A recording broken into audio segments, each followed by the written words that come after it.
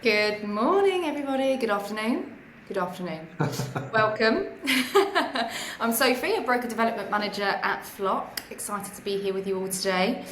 We'll allow 30 seconds for some more people to join in and then we'll get cracking. So we should have a nice little 30-second countdown. Feel free to do the countdown music in your head. David, Ben, how are we today? Yeah, all Very good, well, thank you. thank you, Sophie. Good. Good commutes in. Quick Yeah, commute. very straightforward actually, yeah. Right. Yeah, no delays. I live in like northwest London, so get the train in originally from Manchester. So not as far as you've come, David, eh? Yeah, but it was pretty straightforward from Cheshire, so it was all good. Perfect. Great, so we should have most people on now. I'm sure we'll have a few join as we go along. So the reason we've organised this webinar today really is to highlight the fact that during just 2 months of the year, November and December, the frequency of claims is disproportionately higher than the rest of the year, 20% higher in fact. Our visual graph here gives a great overview of trends throughout the year.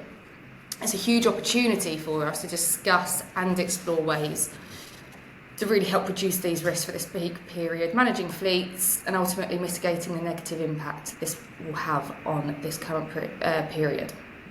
So to kick things off, I've also already introduced myself, Sophie, BDM from Flock. However, we also have our two panellists, Ben and David, here to share their insights. So let's start with yourself, Ben. I'll let you introduce yourself and perhaps tell us a bit about what you do at Flock. Thanks, Sophie. For those who don't already know me, my name is Ben Allen. I'm the Senior Customer Success Manager here at Flock. Today is actually my 3-year anniversary here at Flock, so a reason to celebrate, and it's a pleasure to be here today. At Flock, my journey has been interesting. I started off in the support team and then moved into doing renewals for quite a while, where I started to realise from watching a lot of customers do very well, or maybe not so well in some ways, getting larger premiums and things like that. That took me on my journey of where I am today and what I do at Flock, which is supporting customers throughout the year and all of our broker partners through their claims journey, through their entire understanding of what motor fleet insurance is with Flock. Our proposition is very different. So I work very closely with the customers and the brokers, not only to protect our loss ratios, but also to protect theirs and help them manage the costs of their business, especially through insurance, all the way up to renewal, so that hopefully we have a lot of successful renewals through the brilliant relationships we build with customers like David. And leads us on nicely into David. Could you perhaps introduce a bit about yourself and the company you founded, Kiro, as well? It'd be great to hear about. Yeah, as we've already covered, my name's David. I am the owner of a logistics company, Kiro. We operate up in Staffordshire, but my background is actually retail leadership. So I spent more than a decade looking after retail teams across the Northwest. And so my background was not fleet management at all, not logistics. I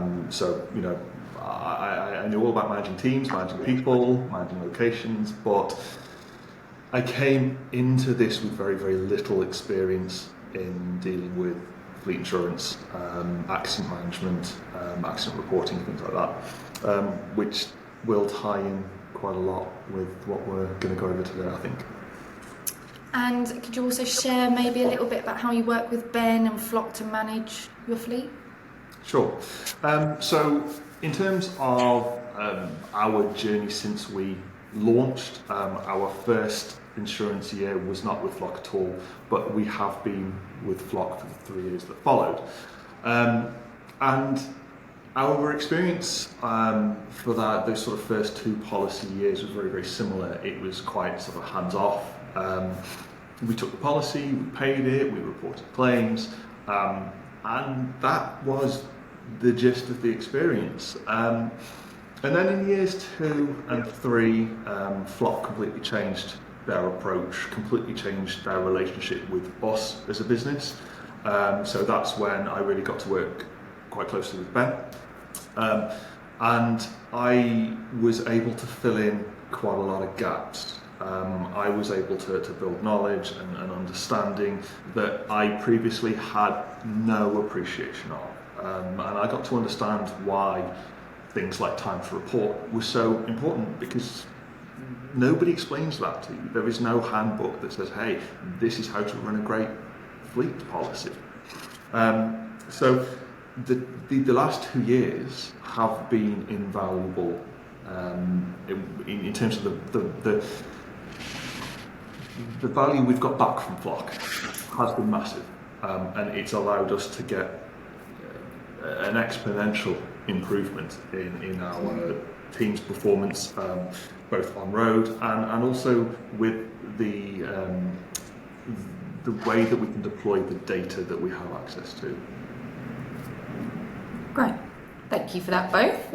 We will have a Q&A session at the end of the initial discussion. However, if a topic does prompt you, the guests that are attending, please do send it in the live chat and we'll get round to you at the end. So let's kick off first, I think, with a question for you, David. Mm-hmm. When you're heading into these peak periods, what would you say are your biggest challenges you face managing your fleet? At this time of year, there's two key elements that come together to form one enormous challenge. So the first one is scale. As we get towards the end of the year, we get towards Christmas, I think a lot of industries see some level of uptick in what's required of them in terms of operational performance. But then also, at the same time, we come into winter.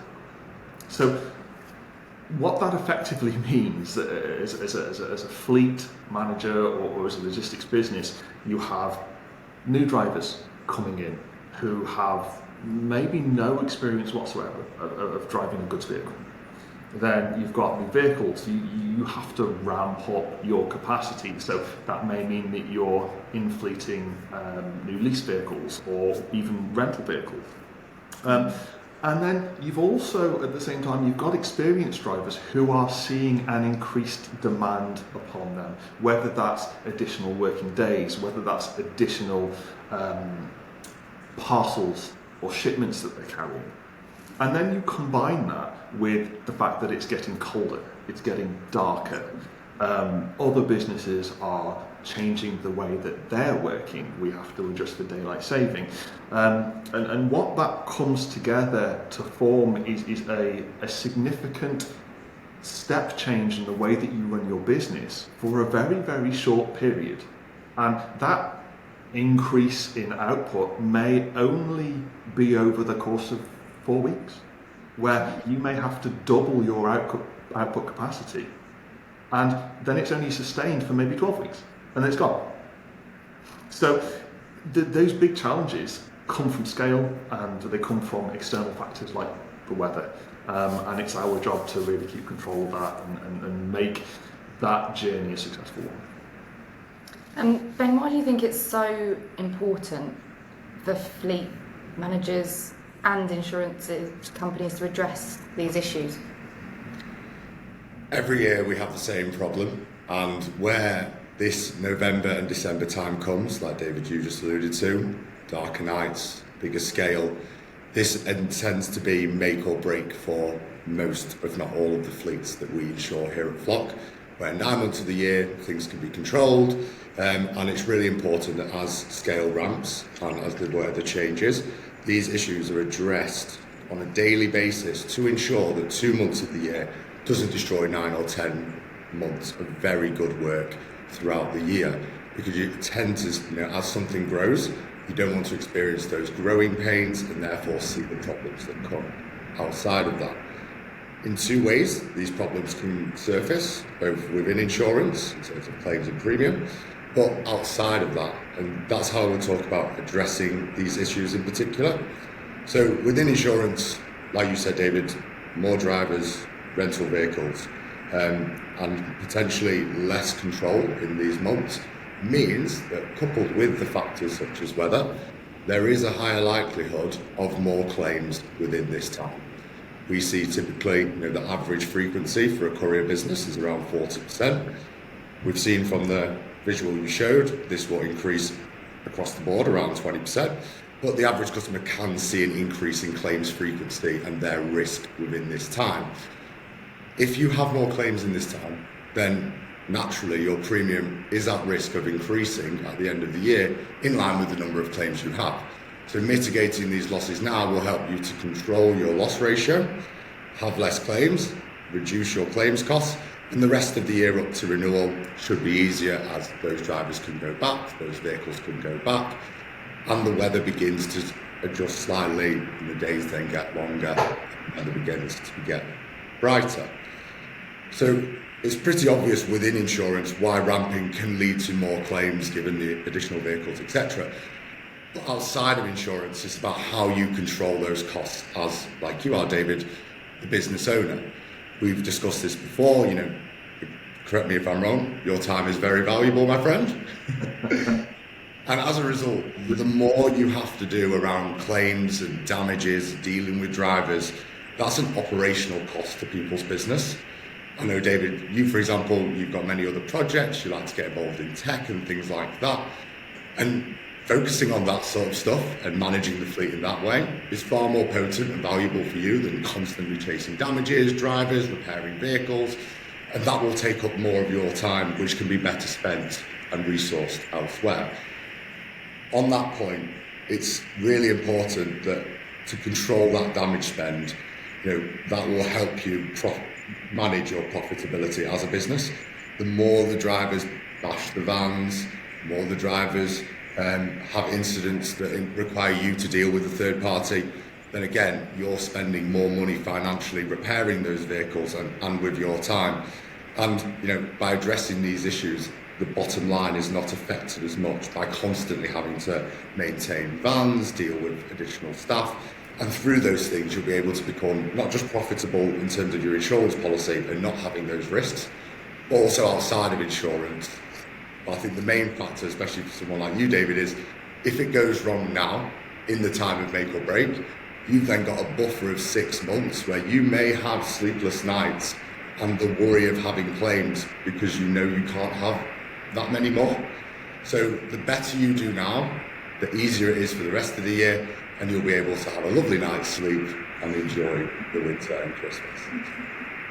Absolutely, and I think it's a great topic to address. That it's quite common to think that these scenarios, of course, they're going to increase your premiums, but it's the nuances around that as well. Like you said, the outside challenges, the operational challenges that people like David might face. So it's a great topic to pick up on there.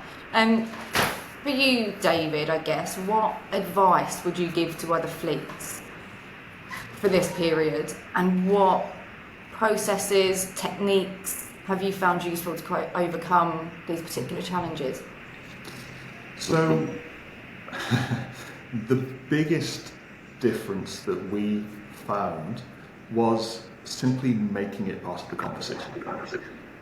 A lot of times when we first started on this journey, we were talking about it when it's this has happened to this, that's happened to that. But the thing that made the most significant difference to us was making it part of the daily conversation.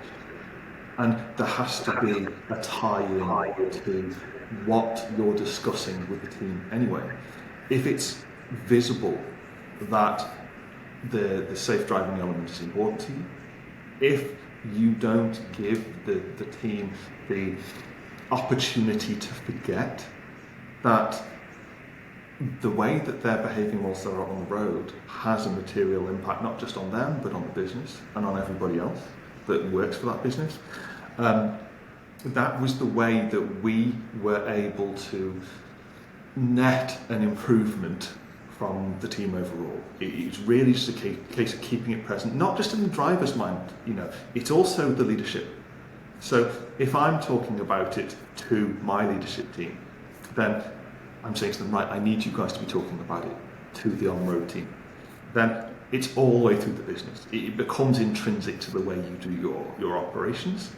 And you don't then have the opportunity for people to forget. And the other thing is that once it becomes a part of your culture, then people who are not prepared to be a part of that culture alienate themselves. because then you've got everybody else going, that person's not driving the way they should be. And so they get called out. We can then action that and give them the feedback or take appropriate steps as we need to. How we go about what kind of techniques we use? Well, we use a lot of data. So it's all well and good saying, hey guys, drive safely, please. But being able to back that up is really, really important. Because otherwise what you're doing is you're delivering a single message to the whole team and it loses its impact. It becomes almost like a mantra that you say. If you have data, what you can do is you can give feedback to specific individuals. You can maybe identify trends that are likely to cause an incident and deal with them before they do. That's one of the advantages of the Flock's portal, the Flock portal, is that we can look at vehicles and we can see, actually, this vehicle is scoring lower than the rest. Well, why is that? Well, who's regularly in that vehicle? We can then drill down into that data and pull out specific journeys and go, hey, this one was a problem. Is it that people are routinely driving through an area maybe a little bit faster than they should be? Or is it that we need to do an education piece with a specific person? So that's been a massive tool for us to achieve the kinds of improvements that we wanted to. We started off this journey, well, there's no hiding it actually, Flock classed us as high risk. And the reason we were high risk was because A, we didn't know any better, and B, we had no visibility of that. And Flock have given us both of those things. They've given us the education piece, they've given us the visibility, right? So because we now know, and because we can see, we can use that data to give that specific feedback to specific people. And what's more is we can also use it to incentivize them. So things like looking at those driving scores and going, hey, if everybody maintains this score, then you're going to see a benefit for that. And it's not a loss leader, because if, okay, fine, you spend a certain amount incentivizing your team, but if they're not crashing your vehicles, overall it's a net win. So those are the techniques that we really use to sort of drive that forward and really reinforce good behaviours within the team. I would just add in there, David, like especially throughout our journey together, Flock's proposition is surrounded by our mission of making the world quantifiably safer. As part of my role, it's how fleets can ensure that throughout their journey they would end up leaving safer than they did when they arrived. What we're trying to do is, we'd all love a world where we'd have no accidents at all. If we're being realistic, we're trying to prevent accidents through things like you touched on in terms of leveraging data and using that data to pinpoint targeted interventions into drivers to again help to mitigate any potential risks on the road, to help you gain control as a fleet operator or director. And through the insights that we provide as a business, that's for you to use as a tool to protect your wallet, first of all, and your insurance premiums as well, so that you can take your wife out for lovely dinners and things like that. However, what's important is you touched upon cultural assessments and understanding like culture is a top-down thing that cascades from yourself through to your fleet managers and then onto your drivers. And together, I feel like once you move away from the potentially old ways of just the bums on seats exercise and actually creating a team environment where you're all working for the success of Kiro to protect those things that I just mentioned, all of that like bodes really well into our mission and how we can help you not just get safer but protect your premiums. And that's why Flock's proposition and the conversations we have in our workshops, you know, even though they're only 30 minutes and we meet once a month, having that constant and regular interaction together eventually allows you to see those benefits, earn back a rebate, which is part of your policy, and then be able to share those incentives that you've described to your drivers through getting the benefits of having a policy with Flock as well. Absolutely right. And I think it's probably important to record that those efforts are demonstrably working for us. As I mentioned before, when we first signed on with Flock, we were on Flock's own metrics sitting around the 50 mark and our safe driver score. We are now tracking as a whole fleet at 93, just to give you some idea of the level of improvement we've been able to achieve. And I Some think people actually, sorry Sophie, but some people tell me that's not possible, David. But when I meet people like yourself, I believe that may be an exception to the rule.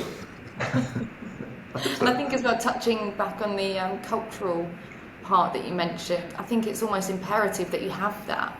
You have that year round. When you go through this peak season, that's cascaded down to the seasonal drivers you might employ within your fleet, and it's a normalised culture. Then they walk in and they say, okay, this is how we do things around here. This is what the focus really is on. And again, them being seasonal, they might not have the same want as employed drivers. However, if they see that being enforced and implemented, they're going to follow that. Absolutely. Yeah, I think that's a really key. I think that the education piece is really, really important. Absolutely. So as a business owner, I know the impact of a claim.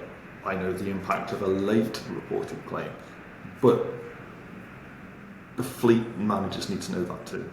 Absolutely. And to a degree, the on-road team need to know that, so that they understand that, I've scraped a parked car, I'll deal with it when I get back to the office, I'm too busy. Well, no.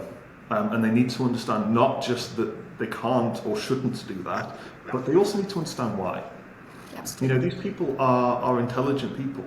So once they understand the rationale behind it, they're more likely to report when something's happened. And, you know, from our point of view as a business, it's a disaster if we don't get something reported immediately. And it's almost got to the stage where it's a shock. And it happens so infrequently now. Our drivers are not afraid to reach out to us and go, look, there's been an incident. And they know that that's because they are not immediately going to be hung out to dry for that. And actually somebody that stops and immediately reports an incident, well, actually we thank them for that. That's the first thing we do, because it allows us to keep it under control. And I think understanding as well from a business perspective and drivers that one of the incentives that Flock offers is if you do report within 24 hours, there's an excess waiver there. So if the driver knows that and they report that claim on the roadside, you know, thumbs up from the transport manager, from the business, here's an incentive, something for you for doing exactly what we need you to do for the business overall. So again, that educational piece really drilled down to drivers is imperative ultimately. And on the topic of claims, as you just mentioned, it will be interesting, I think, from Ben's perspective and yourselves, David, to get an idea of the most common types of accidents that you tend to see are occurring around this time of the year. I think, you know, when it comes to the winter season, you know, last year we saw a big spike in claims, and what tends to drive that is around the weather, new drivers, things like that. However, these common accident types, although common throughout the year, definitely surge around November and December. The main one we tend to see, which probably equivalent to 25% of our all-time claims costs, is something that many people probably here will smile about and empathise with, and that's hitting road furniture, whether that's reversing into things, hitting parked cars.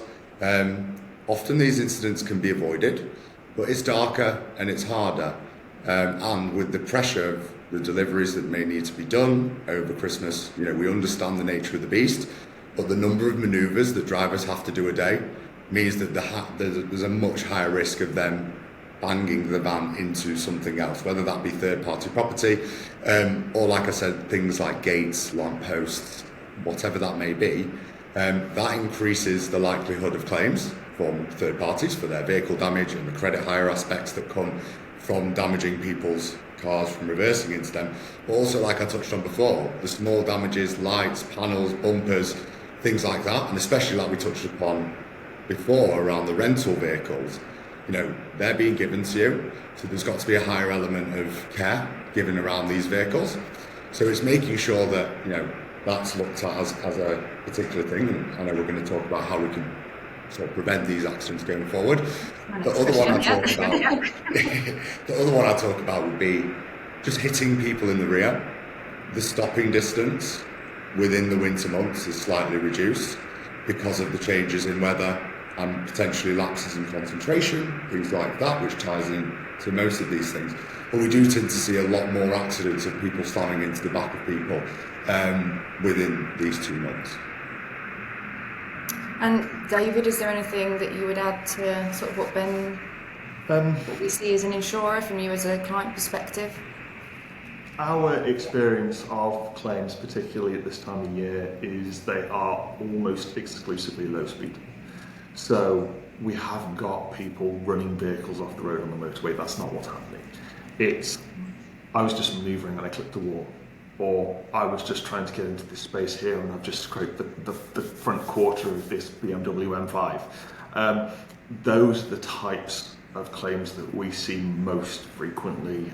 They very, very rarely involve pedestrians. They very, very rarely involve animals or high-speed travel. It like Ben was saying, I think the key point here is the lapse in concentration.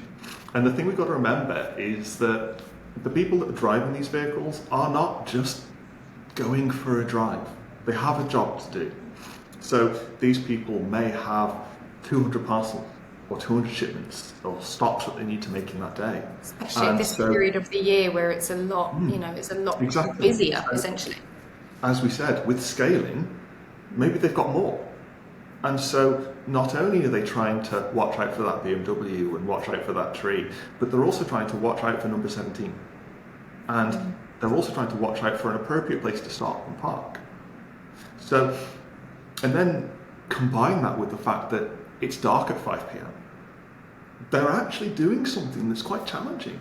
So what we may say, well, that's a lapse in concentration. Well, actually, we have to remember that what they're doing is actually quite challenging and it requires a lot of them. So it's making sure that they are at first equipped to do that job to the best of their ability. But also not feeling pressured to the point that they have to rush. Because rushing means we take that extra chance or we go for that gap that we wouldn't always go for. Exactly. So those external pressures can increase the risk even more than it already is. Sure. And I'll take this opportunity at the moment before I pass on another question, just to say to the participants and the guests, please do send your questions in. We've got a couple more questions to go through, then we're getting onto the Q&A part. So really would ask you to send anything in if you've got a burning question at the moment. I think going back to those accidents that you say are more prevalent in this period, have you got any tips, tricks, suggestions on how you are preventing that, David, from a customer perspective, Ben, potentially from an insurer perspective? Do I go first? David, we'll go with you. Okay, fine. So I think in terms of managing that impact that these claims have on the business, it ties into what I was saying before. It has to be part of the discourse.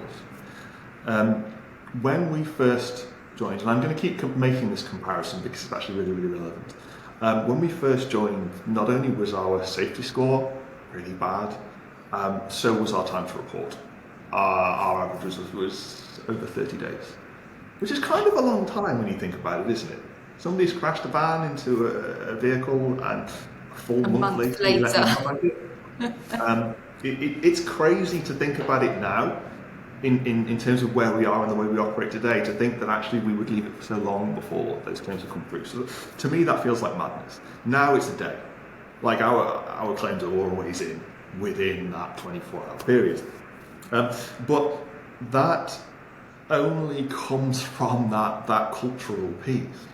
So I understand it, and because I understand it, my leadership team understand it, and they prioritise that over maybe less operationally significant tasks.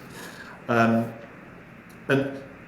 once everybody shares that sense of urgency, then it becomes ingrained in the way that the whole team works. And there's an incident, and so the driver's immediately on it, which means that the leadership team are immediately on it, which means that I find out immediately too. So that is how that's how we've managed to get so much value from it. The results are self-evident from the time to report, and that impact, which I'm sure Ben is going to go on to now, but the impact of those now on-time reports means that not only is the actual claim itself being handled that much quicker, but actually it means that it's done, we followed the process correctly, and it's out of what hair I have left. Absolutely. And Ben, from anything to add, I think as well, it'd be good to, well, we've kind of wrapped it up, but helping to minimise the impact as and when these claims do occur. Any suggestions you can sort of pose? I think David's given quite a good overview, but if you've got anything to add.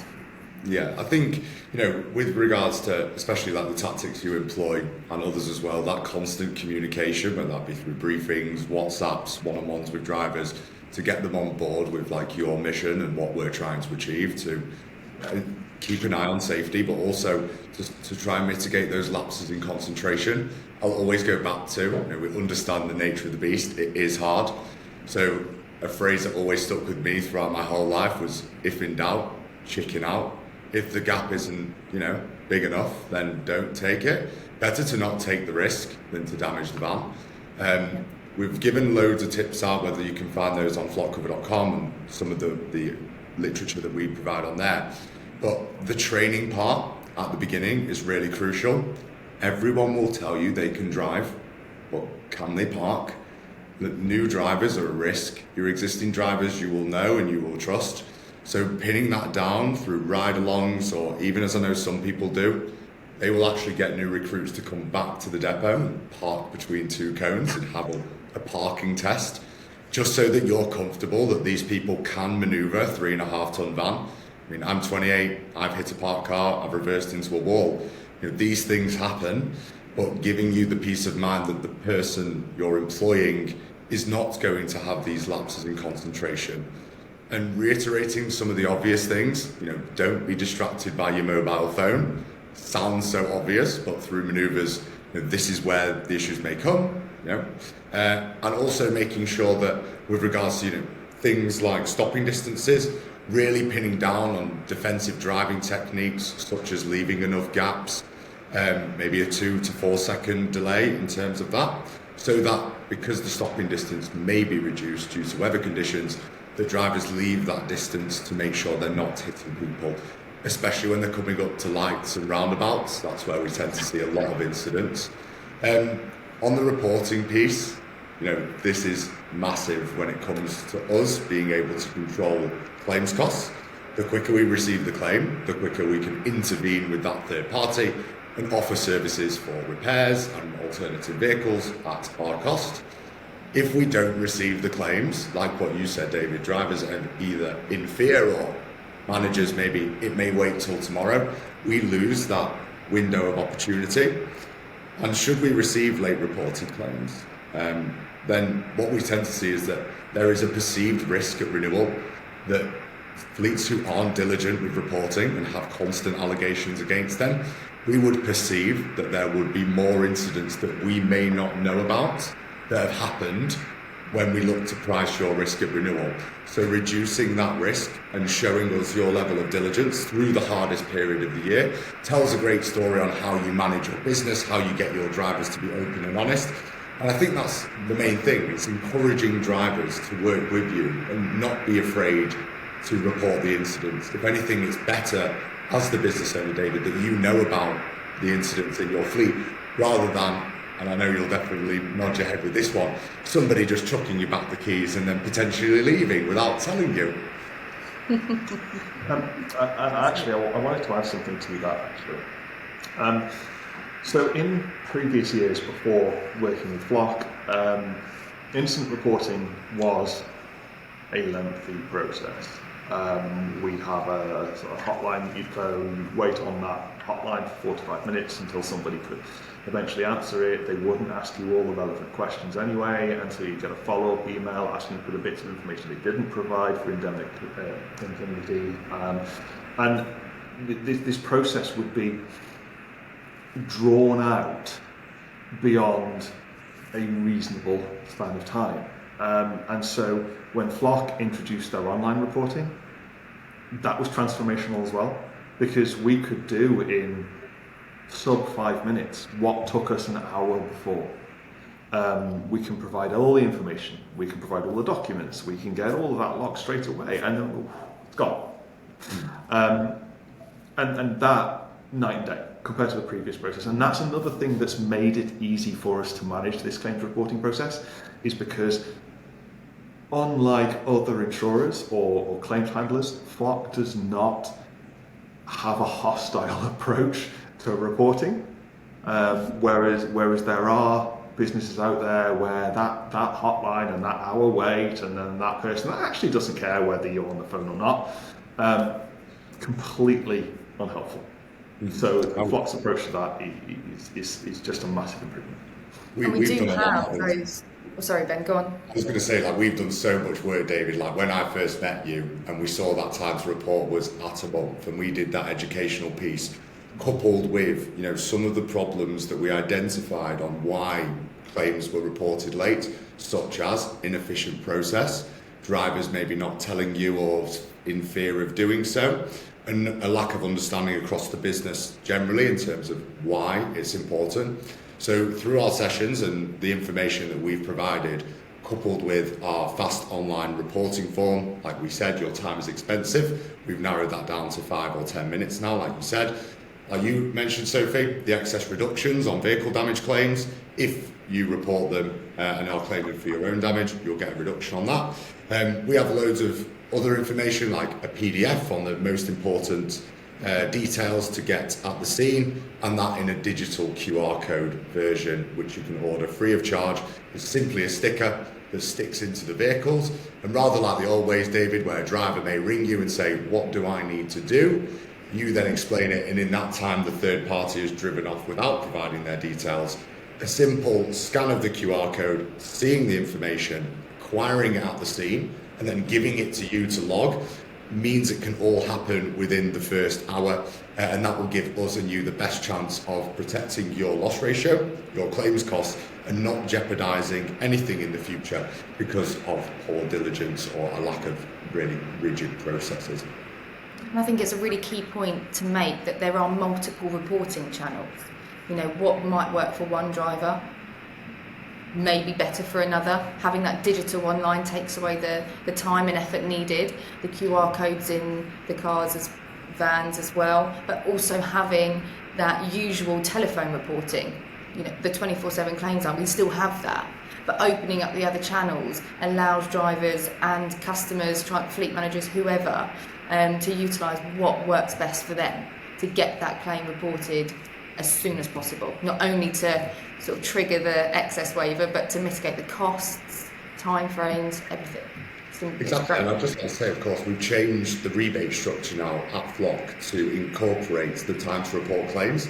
Out of the 10% rebate available, which is your incentive to perform well, we want to give you money back at the end of the policy.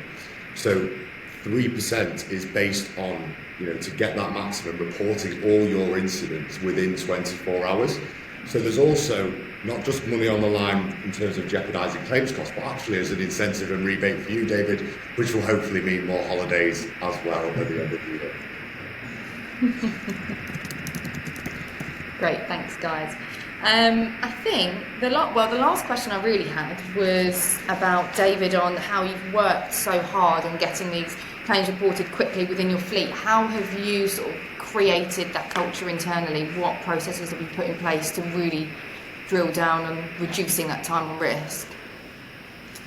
So when before we had these conversations, Ben and I had no appreciation for what happens in the time immediately after an incident.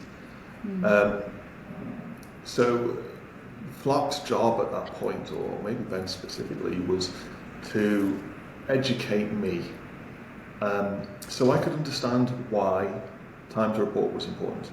Yeah. And why actually the third party doesn't want you to report that quickly, and how it's better for them to do it that way. But and actually for our point of view, cost of claim, cost of renewal, all of that is affected by time to report. It's sort of the linchpin that underlines the claims process. So once I understood that, and I then sat my leadership team down, and they got a very similar explanation to the one that I did. So managing that time to report from a leadership point of view was very much a case of having a very honest conversation, not just about why it's important, but why that can be the thing that decides whether the business lives or dies. If we have a catastrophic year, either in terms of number of claims or the value of those claims or the fact that we just don't report them, any one of those things could have a significantly negative impact on the business. Not just for me, but for them too. People could end up not being able to keep their jobs because the cost of insurance has risen beyond the point that it's economically sensible to maintain. So once that education piece was in place, I didn't really need to do any more convincing with the leadership team. They were and remain to be absolutely on it. By the time an incident gets to me, part of that first notification from the team is we've raised this with the insurance has been reported. For the drivers, that doesn't affect them quite so directly. And so for them, it's a case of making sure that they know that an incident doesn't necessarily mean that they're going to be pulled out the van and thrown to the wolves. And actually, it's better for us, it's better for them to get that honesty piece in place. And even if it's minor incidents now, we'll get a driver that's phoned up and go, I've just driven under a tree. It's made an awful noise on the roof of the van.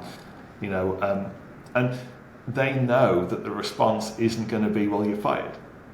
Yeah. Because we want that kind of feedback, we want that kind of information. And it's like I said before, once it becomes a culture piece, the people who aren't performing alienate themselves because everybody else is going, well, we're doing it and we can do it, so why can't you? And that, as you said before, the trickle down, that attitude, that approach, that understanding, that educational piece, that's how we've managed to get it so low and keep it that way. And sometimes, as I'm sure Ben can attest, we are reporting things that are never going to be claims. And again, that is a self-preservation technique. If for some reason it did become, well, fine, we've already reported it. But Absolutely. The likelihood is it's never going to be that way. So again, that comes into that sort of that safety culture. And I know that's a bit cliche, but that's the truth of it. That's how we've managed to get those reports in so quickly and maintain it for such we're in our sort of third year of doing that now. And you're doing great, and the safety score is flown up, like you say, 50 up to 93. It's it's worked very well for you and your company. Yeah, absolutely. Thank you very much for that insight. We are slightly going over time now, so we did have a Q&A session. However, we will move on to ending the webinar now. If anybody, just to keep in time, What we'll do is the people that have reached out to us on the questions will reach out to you and put a bit of an answer to any questions posed in the follow-up that we're going to issue out to all attendees today. That follow-up will have a recorded record of this webinar for you to go back and review over, as well as contact details if there are any further questions that people want to ask. So thank you, David and Ben, for great insights from yourselves today, and thank you everybody that attended for your participation. All right. Anything that anybody would like to add before we wrap this up? Anybody? It's been a pleasure working with you so far. Look forward to the future. Thank you very much. Thank you. Thank you very much, guys, and thank you to our participants, and we'll see you all again soon.